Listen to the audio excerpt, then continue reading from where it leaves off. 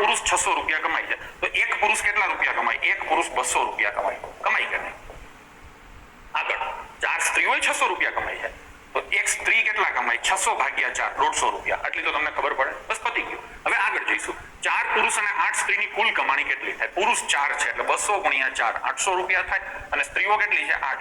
15 8 120 અને પાછળ એક 0. આ પુરુષોની કમાણી, આ સ્ત્રીઓની કમાણી અને આખા ગામની કમાણી કેટલી થશે? 2000 રૂપિયા. તો ઓપ્શન એ તમારો જવાબ આવશે 2000 રૂપિયા. ચલો લઈશું નેક્સ્ટ ક્વેશ્ચન. એક હોસ્ટેલમાં ઘણી જગ્યાએ હોસ્ટેલ જ રહેવા દેવાની છે, હોટેલ નથી થવા દેવાની. ખબર પડી? ચલો તો લઈશું. અહીંયા એક હોસ્ટેલમાં 100 વિદ્યાર્થીઓને 40 દિવસ ચાલે તેટલો પુરવઠો છે. 4 દિવસ પછી 20 નવા વિદ્યાર્થી આવ્યા તો 4 દી ભૂલી જાવ ને, શું કામ યાદ રાખવું જોઈએ? આ 40 દિવસ ચાલે એટલો પુરવઠો જ નથી, 36 દિવસ ચાલે એટલો જ પુરવઠો છે. હું તો જેને સીધો ચાવતો જ જાઉં છું, બબે વાક્યને ધડ. આમે મને જમવાની ટેવ છે ને બહુ ફાસ્ટ છે. તમે હજી ચાલુ કર્યું ત્યાં તો 2-4 રોટલા ઉડાડી દો. બરાબર? જમવાની ટેવ થોડી ફાસ્ટ છે. તો અહીંયા પણ એ જ રીતે હું જમી લઉં છું. 100 વિદ્યાર્થીઓ છે ને 40 દિવસ ચાલે એટલું છે જ નહીં. 100 વિદ્યાર્થી છે અને કેટલા દિવસ ચાલે? 36 દિવસ ચાલે એટલું અનાજ છે. બસ થઈ ગયું. હવે શું કીધું છે? 20 વિદ્યાર્થી. આ ભૂલી જાવ વ્યવહાર બધો. 20 વિદ્યાર્થી નવા આવ્યા તો વસ્તી કેટલી થાય? 120 વિદ્યાર્થી. અને કેટલા દિવસ ચાલશે? બસ આપણે આમ જ કરવાનું છે. 100 ના 120 જણા થયા, વસ્તી વધી તો પુરવઠો ઘટે, ઓછો ચાલે. આટલી તમને ખબર પડે સામાન્ય બુદ્ધિથી. ટૂંકમાં અહીંયા આંકડો હોય તો અહીંયા આંકડો ઘટવો જોઈએ. એટલે કે વ્યસ્ત પ્રમાણ છે અને વ્યસ્ત પ્રમાણ હોય તો પહેલો આંકડો ગુણ્યા બીજો આંકડો છેદમાં ત્રીજો આવે. 100 ગુણ્યા 36 અને નીચે શું આવે? 120 જશે. 12 ઉડે તો 3. કેટલા દિવસ આવે? 30 દિવસ જવાબ આવે. થઈ ગયો. જવાબ શું આવશે? 30. ઓપ્શન બી તમારો જવાબ થશે. બરાબર x + 996 થાય. હવે સોલ્વ કરો ત્યાં બપોર સવાર સાંજ બધા પ્રહરો પતી જાય. ગણતા સવાર પડી જાય, કુકડો બોલી જાય. બરાબર છે? આ ધંધી ન કરાય. આ એક થાય. સૂત્ર પ્રમાણે કરશો. એમાં આ સૂત્ર પ્રમાણે જ હતું, થોડુંક એડવાન્સ વર્ઝન હતું. કરાય કેવી રીતે? કરાય મોઢે.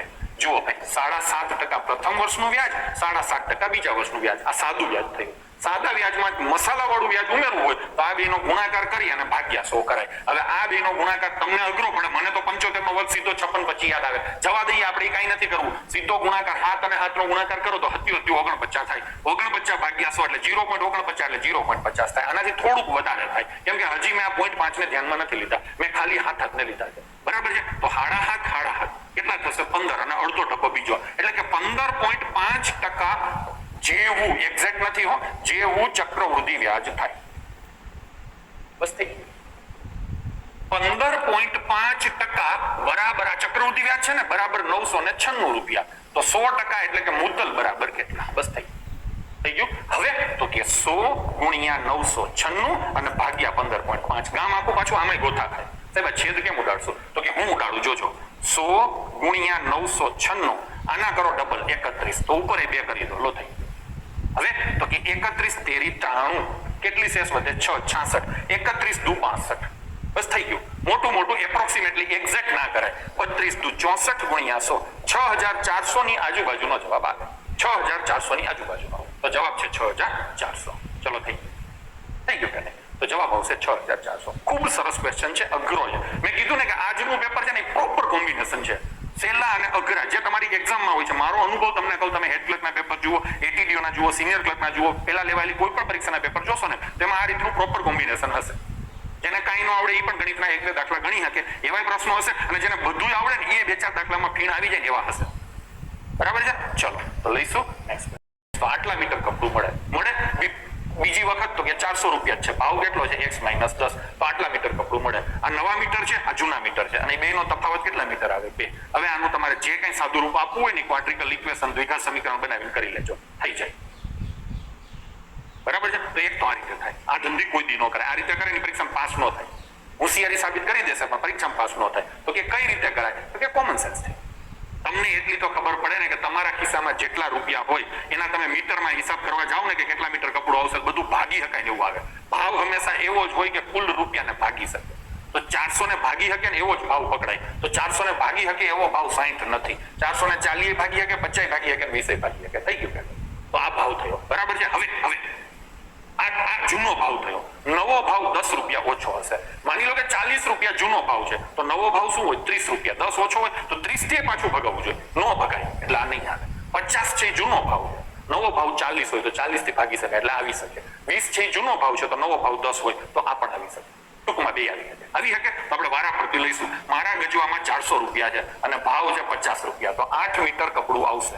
હવે ભાવ ઘટી ગયો, 400 રૂપિયા છે, મારા ખિસ્સામાં ભાવ 10 રૂપિયા ઘટી ગયો, 40 રૂપિયા થઈ ગયો, તો મને કેટલા મીટર કપડું મળે? 10 મીટર. પેલા 8 મળવાનું હતું, હવે 10 મીટર મળશે.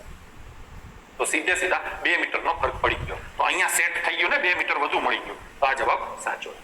ચલો થઈ ગયું કે નહીં? ચલો લઈશું નેક્સ્ટ ક્વેશ્ચન. સાની એક સમઘન ટાંકીની ઊંચાઈ 25 મીટર છે, તો તેમાં કેટલું પાણી સમાય? સમઘનનું ઘનફળ શોધવાનું સૂત્ર તો કે લંબાઈ ગુણ્યા પહોળાઈ અને ગુણ્યા ઊંચાઈ. સમઘનમાં બધું સરખું હોય, બસ આનો જે જવાબ આવે ને તમારો જવાબ. ગામ આખું અહીંયા ધંધે લાગે કે નહીં? આવડા ગુણાકારો કેવી રીતે કરવા? તો ગુણાકારો કરવા માટે એક તો તમે અંક સરવાળાની મદદથી કરી શકો છો. એક વસ્તુ, બીજી વસ્તુ, આની અંદર 5 છે, આની અંદર 5 છે, આની અંદર 5 છે, ત્રણેયની અંદર 5 છે, એટલે ટોટલ આમાં મિનિમમ 3 પાંચડા છે. કોઈ પણ સંખ્યા 3 વખત પાંચડા વાળી હોય ને તો એના છેલ્લા 3 આંકડા 125 ના ગુણાંકમાં આવે, એટલે કે આવો જવાબ આવે.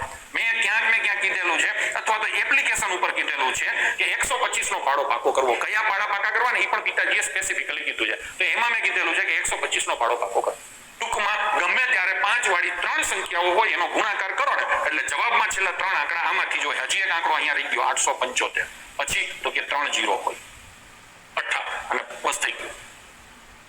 આમાંથી જ હોય તો છેલ્લા 3 આંકડા આમાંથી હોય એવું લખો. 625 આ હોઈ શકે, 525 આ લિસ્ટમાં નથી, નો આવે, 225 આ લિસ્ટમાં નથી, નો આવે, 425 આ લિસ્ટમાં નથી, નો આવે. બસ આ ગુણાકાર થઈ ગયો. નથી 8 ને 8 16 3 ના મલ્ટીપલમાં નથી, 6 ને 1 7 ને 8 15 3 ના મલ્ટીપલમાં છે. હવે 7 નો મલ્ટીપલ જોઈએ, 7 દુ 14 છે. બસ હવે વધારે હું નથી લેતો, વધારે માથાકૂટ નથી કરતો અને જવાબ સીધો ટીક કરું છું 1680. ભાઈ થઈ ગયું, તો જવાબ આવશે 1680. નેક્સ્ટ એના પછીનો ક્વેશ્ચન. એક વર્તુળાકાર ક્ષેત્રનો પરિઘ 5.5 કિલોમીટર હોય તો ત્રિજ્યા કેટલી થશે? પિતાજીએ હંમેશા કીધું છે ક્ષેત્રફળ 11 અને હાથના મલ્ટીપલમાં હોય, પરિઘ તમારો શેના મલ્ટીપલમાં હોય? 11 ના, અને ત્રિજ્યા અને વ્યાસ શેના મલ્ટીપલમાં હોય? 7. માનવ જાત ઉપર કરેલો આ એક મોટો ઉપકાર ગણાય, ખાસ કરીને જેને ગણિત ન આવડતું હોય. શોધવાનું શું છે? ત્રિજ્યા તેના મલ્ટીપલમાં હોય, હાથના. મલ્ટીપલમાં નથી, 12 સત્તા આ છે, આ તો નથી ગામને દેખાય, આને કાઢી નાખો તો અંબે માંથી જાય.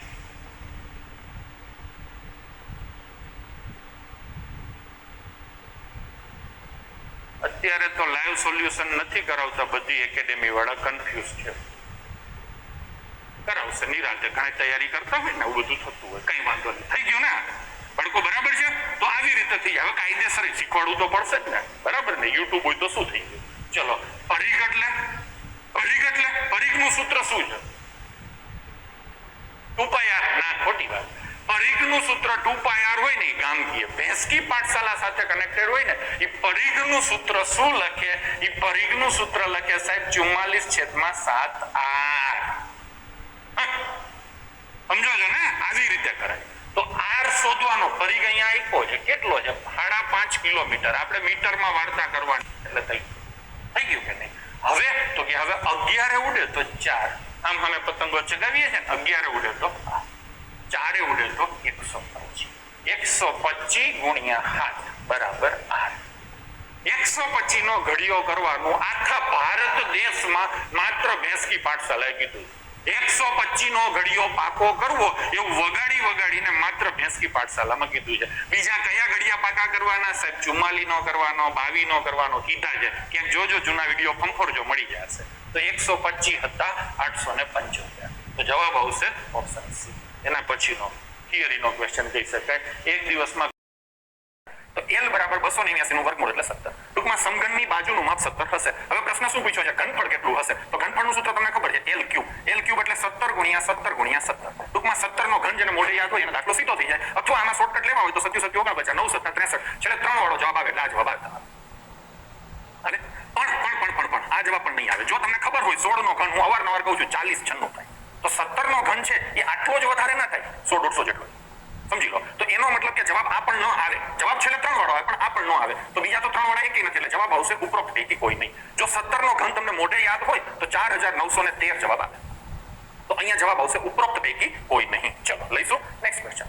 એક 2 અંકની એક ફટાફટ, અને આ આ લિંક જે તમને તમારી પાસે છે એને શેર પણ કરી દો મિત્ર મંડળ વચ્ચે, તમને દુઆઓ મળશે. આવનારી તલાટી અને જુનિયર ક્લર્કના આ બધી વસ્તુના પેપરો કોઈ જોયા હશે ને તો ફાયદો એને પુષ્કળ થશે. તો એમાં કંજુસાઈ ના કરશો. ચલો, શંકુ આકારનો એક તંબુ 10 મીટર ઊંચો છે અને પાયાનો વ્યાસ 48 મીટર છે. તો તંબુની ત્રાસી ઊંચાઈ શોધો, તિર્યક ઊંચાઈ શોધો. આ તંબુ છે, આ તંબુ છે, એનો નીચેનો ભાગ આ એનો સેન્ટર છે, બરાબર છે, અને અહીંયા ઊંચો છે. કેટલો ઊંચો છે? 10 મીટર ઊંચો છે.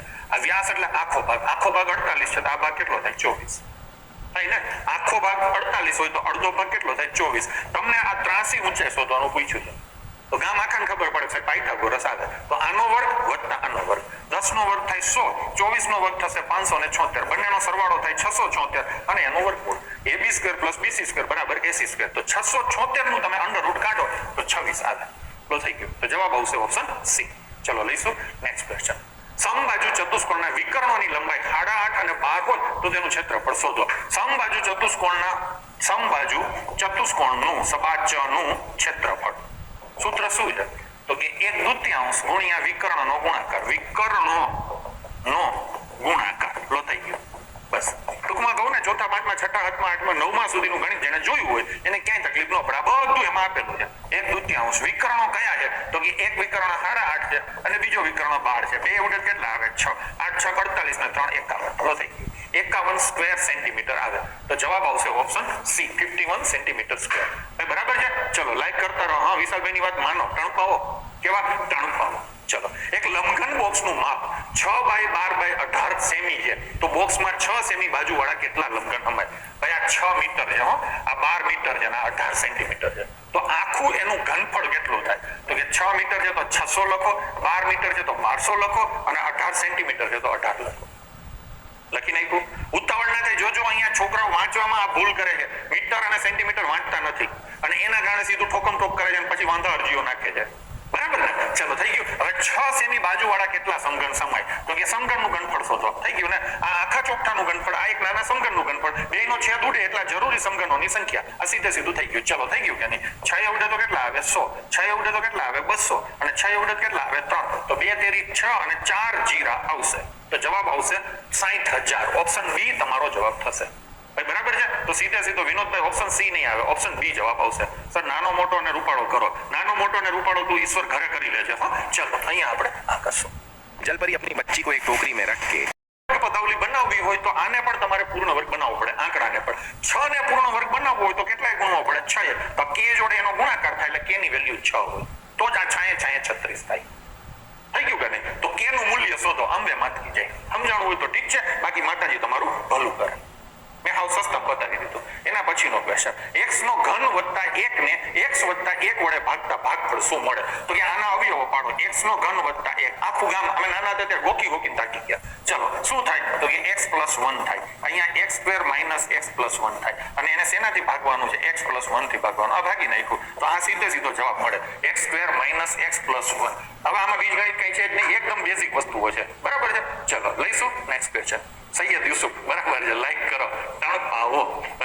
સવારે ક્રમ કસોટીનો એક પ્રશ્ન, બપોર પછી ક્રમ કસોટીનો એક પ્રશ્ન. બધી વસ્તુઓ મોટી મોટી એને હરખી જ રાખી છે. ચલો તો લઈશું 7 બાજુવાળા બહુકોણના અંદરના બધા જ ખૂણાઓના માપનો સરવાળો કેટલો થાય? થોડીક વાર પહેલા આની આગળ પાછળનો એક વિડીયો હશે જે લોકો પાછળથી જોતા હોય એના માટે. બરાબર છે. તો એમાં મેં આ વસ્તુ સમજાવેલી છે. અંતઃકોણના બધા ખૂણાનો સરવાળો બરાબર શું થાય? તો કે n - 2 અને ગુણ્યા 180. જ્યાં n એ બાજુઓની સંખ્યા છે તો અહીંયા તમારી પાસે 7 બાજુ છે તો 7 - 2 ગુણ્યા 180. તો 5 ગુણ્યા 180 એટલે 900 થશે. ટૂંકમાં બધા ખૂણાનો સરવાળો કેટલો થશે બાળકો? 900 થશે. તો જવાબ આવશે 900. ચલો લઈશું નેક્સ્ટ ક્વેશ્ચન. બિંદુ એ યામ ભૂમિતિ આવી ગઈ. મને હાવ ન આવડતું. હું 11 12 સાયન્સ કરતો ને ત્યારે મને હાવ ન આવડતું. બરાબર છે. અત્યારે નથી આવડતું. તમને કહી દઉં, હું જે કંઈ કરાવીશ એ સામાન્ય બુદ્ધિથી કરાવીશ. ટકા આપેલા હોય ટકા શોધવાના એટલે રૂપિયાની કોઈ જરૂર જ નથી. એ તમને મામા બનાવે. 4 કિલો ખાંડ છે. હવે વાર્તા આગળ વધારશું. 3/4 ખાંડ. આને વાંચવું હોય ને તો એમ વંચાય 4 માંથી 3. વાંચો છો કે નહીં? 4 માંથી 3 કિલો ખાંડ 10% ખોટમાં. કેટલા કિલો? 3 કિલો. અને ખોટ કેટલી? 10%. એટલે ટોટલ ખોટ થાય 30%. કિલા ઉપર ગણો તો બચેલી ખાંડ, હવે 3 કિલો કાઢી નાખી, બચે કેટલી? 1 કિલો ખાંડ. અને બાકીની 1 કિલો ખાંડમાં શું કરો છો? 10% નફો કરો છો. 10% નફો કરો છો એટલે +10% થાય. આ બંનેનો સરવાળો કરો તો -20% કિલા ઉપર, 1 કિલા ઉપર. આપણે ટોટલ કેટલા કિલો ધારેલા? 4. તો 4 કિલા ઉપર ગણો તો -5% આવે એટલે કે 5% ખોટ થાય. તો સીધે સીધું થઈ ગયું. તો ઓપ્શન એ તમારો જવાબ આવશે, 5% ખોટ. ભાઈ ડન છે. ધરાઈને આની પ્રેક્ટિસ આપણે ક્લાસ 3 ના કોર્સમાં કરેલી છે. એના પછીનો ક્વેશ્ચન, ₹1210 ને બીજા વિષયો હરખી રીતે થઈ જાય પછી કરાય. કાંઈ ગણિત ન આવડતું હોય તો પાર્ટી ત્રિકોણમિતિ શીખતી હોય અને પછી પૂછાય નહીં કાંઈ. જો બાળકો, હું શીખવાની શેની એના નથી પાડતો, જેટલું શીખી શકાય એટલું શીખો, પણ પ્રાયોરિટી આપતા શીખો. તમારી પાસે જે સમય છે, તમારી જે આવડત છે, જે હોશિયારી છે, એને ધ્યાનમાં રાખી અને લાઈનમાં શીખો. બધું એક સાથે નથી શીખી શકવાના. બરાબર છે? તો પેલા જે જરૂરી છે એ કરાય. ત્રિકોણમિતિના પ્રશ્નો મને તમે બતાવો કે કેટલી વાર પૂછાણા છે. ભૂમિતિ ગામ આખું કરે છે. ભૂમિતિના પ્રશ્નો કેટલી વાર ક્યાં પૂછાય છે? ક્યાંક રૈડા ખૈડા 1 કે 2 પૂછાય છે. એમાં ક્ષેત્રફળ તો તમે કરી લીધું છે. હવે ભૂમિતિના ટિપિકલ પ્રશ્નો બહુ પૂછાતા જ નથી. આ ભૂમિતિનો પ્રશ્ન નથી, આ ક્ષેત્રફળનો અથવા તો ઘનફળનો પ્રશ્ન કહેવાય. ભૂમિતિના રેખાખંડ ને એવા જે પ્રશ્નો આવે ને, ખૂણા શોધવાના, એ ખૂણા શોધવાનો પ્રશ્ન માત્ર જીપીએસસી માં પૂછાય છે, ક્લાસ 1-2 માં. બાકી ક્યાંય નથી પૂછાતો. તો આ ચેપ્ટર હું એમ નથી કહેતો કે ન કરાય, છેલ્લે રખાય. મેઇનલી મારો અનુભવ એવું કહે છે કે ભૂમિતિના કોઈ પણ પ્રશ્નો, કેમ કે મેં તો અત્યાર સુધી લેવાયેલી તમામ પરીક્ષાના બધા પેપરો જોયા છે, બધી જ એક્ઝામોના. ભૂમિતિના પ્રશ્નો જે કાંઈ પૂછાય છે ને એ થિયરીના પૂછાય. તો થિયરી થોડી કરી લેવાય. ત્રિકોણમિતિના ક્યાંય પૂછાતા નથી. તલાટીની એક પરીક્ષામાં ધરાઈને પૂછેલા હતા, બાકી ક્યાંક એકાદો રૈડો ભેડો પૂછાય. તો એને કરાય ક્યારે? કરવું હોય તો છેલ્લે. બધું આવડી ગયું, બધાના માસ્ટર થઈ ગયા. બાકી આજનું પેપર આઈડિયલ એક્ઝામ્પલ છે કે કયા ચેપ્ટરો વધારે પૂછાય છે. તમે જોઈ શકો છો લગભગ બધા ચેપ્ટરમાં આજે જે પ્રશ્નો છે જે પ્રકારના એવા જ હશે. તો પેલા આ બધું કરાય. આ પતી જાય પછી તમારે જે કાંઈ કરવું હોય, બીજા વિષયો થઈ જાય, બધું થઈ જાય પછી વધારાની વસ્તુ કરાય. જો આ રીતે તમે તૈયારી કરો ને તો તમારા માટે સારું. બરાબર છે? બાકી આપણી એપ્લિકેશન ઉપર મારે ભૂમિતિ કરાવવાનું છે. મેં છોકરાઓને કીધું છે, જ્યારે કોર્સ વેચ્યો છે ત્યારે નથી કીધું, પણ મારા તરફથી મેં બહુ ડિમાન્ડ હતી એટલે કીધું છે કરાવવાનું. પણ હું ત્યારે જ કરાવીશ જ્યારે એક્ઝામ નજીક હશે. બરાબર છે? પેપર સોલ્યુશન મેં કરાવવાનું કીધું છે. તલાટીના ઘણા બધા પેપરો મેં કરાવી દીધા છે. જે બાકી છે એ પણ હું કરાવીશ, પણ એ બધા એક્ઝામના દિવસો. બરાબર ને? ચલો તો લઈશું. ત્રિકોણનું ક્ષેત્રફળ 216 ચોરસ સેન્ટીમીટર છે અને આ ત્રિકોણની ત્રણેય બાજુનો ગુણોત્તર 3, 4, 5 છે. કોઈ પણ ત્રિકોણની બાજુનો ગુણોત્તર 3, 4, 5 હોય તો તમને બધાને યાદ આવી જાય સીધું પાયથાગોરસનું પ્રમેય. કાટકોણ ત્રિકોણની ત્રિપુટીઓ જે કહેવાય એમાંની આ ત્રિપુટી છે. એનો મતલબ સીધો થઈ ગયો કે આ જે ત્રણેય બાજુના માપ છે એ 3, 4, 5 ના ગુણોત્તરમાં છે. એટલે આ ત્રિકોણ તમારો સીધે સીધો, જેને કહી શકાય ને કે કાટકોણ ત્રિકોણ હશે. તો બનાવી નાખો ભાઈ, ખબર પડે ને. આ માપ છે 3, 4, 5 કાટકોણ ત્રિકોણની ત્રિપુટી છે. તમે હેરોન ફોર્મ્યુલા વાપરીને પણ આ દાખલો ગણી શકો છો, પણ એમાં બઠ્ઠા વળી જશો. આ સીધે સીધું પતી જાય ભાઈ. બરાબર છે? એમાં 5 હંમેશા આ જ હોય. જો આ 3 હોય તો આ 4 હોય. 5x હો, આ 4x અને આ 3x. तुम्हारा डेट ऑफ बर्थ 26 मई 1997 है ना? तुम्हारे ब्रेकअप को 2 महीने हो चुके हैं. ये आपको कैसे पता? मैं रेवा हूँ, AI एस्ट्रोलॉजर. और हाँ, मैं ये भी बता सकूँ कि तुम्हारा एक्स तुम्हें मिस कर रहा है और जल्द ही वापस आएगा. इतना सब कुछ सिर्फ बर्थ डेट से पता चल जाता है? सिर्फ बर्थ डेट काफी है. उसी में तुम्हारे बीते कल का सच भी है और आने वाले कल का रास्ता भी.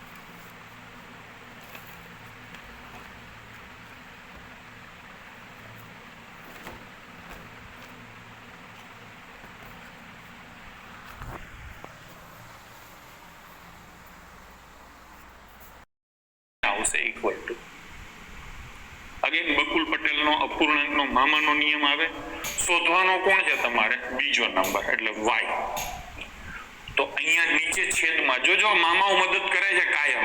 છેદમાં કેટલા છે? 8. તો આ તમારો 8 ના મલ્ટીપલમાં જ હોય. x તમારો એટલે કે પહેલો નંબર તમારો 5 ના જ મલ્ટીપલમાં હોય. y એટલે કે બીજો નંબર તમારો 8 ના જ મલ્ટીપલમાં હોય. આમાં 8 ના મલ્ટીપલમાં કોણ છે? 40. લો થઈ ગયું ભાઈ. બરાબર છે? તો આવી રીતે તમે સીધે સીધું કરી શકો છો. કાયદેસર ગણવું છે, ચાલો કાયદેસર ગણીએ, જેમાં તમને નહીં મજા આવે. બરાબર ને? y ને આ બાજુ લઈ આવી તો x છેદમાં y બરાબર ગુણોત્તર આવશે 25 અને 8. આ 25 એ થશે અને આ 8 એ થશે. હવે શું કીધું છે પ્રથમ નંબરમાં 35 ઉમેરવામાં આવે પ્રથમ નંબર છે 25a એમાં કેટલા ઉમેરવાના 35 ઉમેરી દીધા તો બીજા નંબર કરતા 4 ગણો થાય છે બીજો નંબર કોણ છે 8a એના 4 ગણા એટલે 4 ભાઈ ડન છે હવે સોલ્વ કરો 25a વત્તા 35 બરાબર 32a થશે આ 25a આ બાજુ આવે તો 7a બરાબર કેટલા થશે 35 તો a બરાબર કેટલા થશે 5 a બરાબર 5 છે તો x બરાબર 125 અને y બરાબર 8 બે શોધી નાખ્યા કાંઈ કરવાની જરૂર નથી કશું જ કરવાની જરૂર નહોતી બીજો નંબર એવો જ હોય કે જેના 5 અષ્ટમાંશ થાય એટલે કે 8મો ભાગ થાય 8મા ભાગ વાળી સંખ્યા એક જ હતી 40 લઈને દાખલો ગણવો હોય તો ગણી લો તમને તમારી જાત ઉપર અથવા તો મારા ઉપર ભરોસો ન હોય તો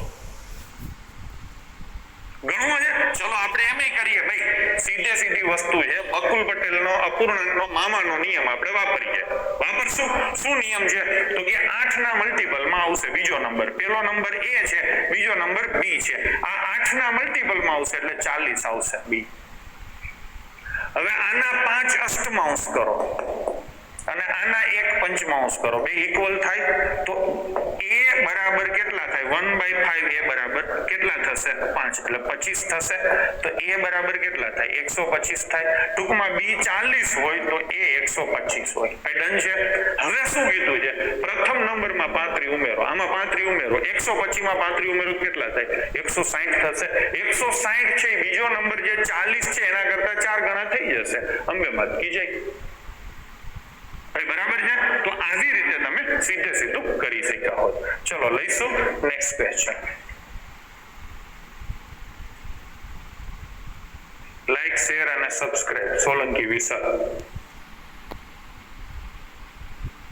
આ ક્યાં છે ગામડીનો ગા પેલું તો એસ અને મ આર્યો છેલ્લું આર તો QSR ઓપ્શન સી તમારો જવાબ થશે આ પણ એક સીધો સાદો પટાવડાની પરીક્ષામાં પૂછાય એવો પ્રશ્ન હતો આ સરસ ક્વેશ્ચન છે